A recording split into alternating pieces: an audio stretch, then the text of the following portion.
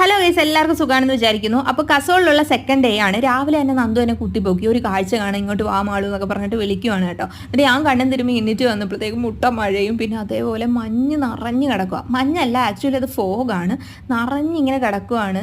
Pine ഫോറസ്റ്റിനകത്തൂടും മല ഫുള്ളും ഇങ്ങനെ മൂടി കിടക്കുവാണ്. അപ്പോൾ എനിക്ക് എന്തൊക്കെയോ പണ്ട് പഠിച്ച എവിടെയോ കഥകളോ കവിതകളോ MDയുടെ ഒരു നൈനിറ്റാളിനെ പറ്റിയിട്ടുള്ള ഒരു പുസ്തകമുണ്ട്. എനിക്ക് അതിൻ്റെ ആ ഫ്രണ്ട് പേജൊക്കെ ഓർമ്മ വന്നു അവിടെ നിന്നപ്പോഴത്തേക്ക്. എന്നിട്ട് ഞാൻ നന്ദുനോട് പറയായിരുന്നു, നമുക്ക് ഇവിടെ വീട് വെച്ച് താമസിക്കുന്ന നന്ദു, ഇവിടെ നിൽക്കാം നമുക്ക് എന്നൊക്കെ പറയായിരുന്നു.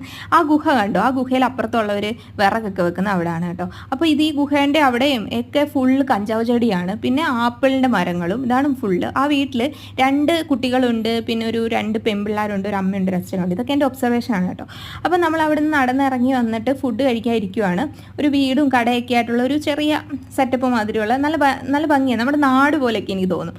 അവിടെ വന്നിരുന്നിട്ട് നമ്മൾ എഗ്ഗ് പൊറോട്ട മേടിച്ചു. അതിൻ്റെ കൂടെ അച്ചാറാണ് കഴിക്കാൻ. ഞാൻ ഇവിടെ വന്ന് കസോളിൽ വന്ന് കഴിച്ചതിൽ ഏറ്റവും നല്ല ഫുഡാണ് ഇന്നത്തെ ഈ രാവിലത്തെ എഗ്ഗ് പൊറോട്ടയും അച്ചാറും. പിന്നെ നമ്മൾ ഇറങ്ങിയപ്പോഴത്തേക്ക് അവിടോട്ട് വെള്ളം വരുന്നുണ്ടോ? ആ വെള്ളം മലയുടെ മുകളിലുള്ള ഉറവേന്നുള്ള വെള്ളമാണ്. ഭയങ്കര ഔഷധ ഗുണമുള്ളതാണെന്നാണ് ഇവർ പറയണത്. അപ്പോൾ ഇവിടെ എല്ലാം റോസാ ചെടിയൊക്കെ ഉണ്ട്. അങ്ങനെ നടന്ന്